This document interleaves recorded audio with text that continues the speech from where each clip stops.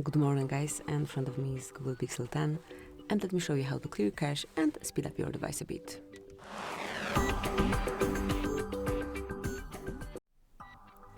So once you want to speed your device a bit, speed this Google a bit, clear cache is a great idea. I do it often once I do experience some issues with this device, so let's do it. At first, open the settings, then find and select apps, and here enroll all apps that you have. And just go up by up, starting with those that you use most often.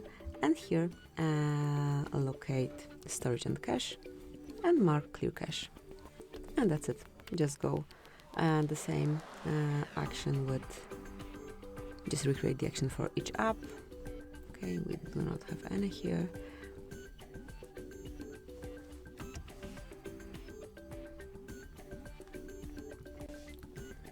So once it's done, your device would definitely work faster. Then you can just perform a soft reset and start using your device again and notice a big difference. So that's it, that would be all.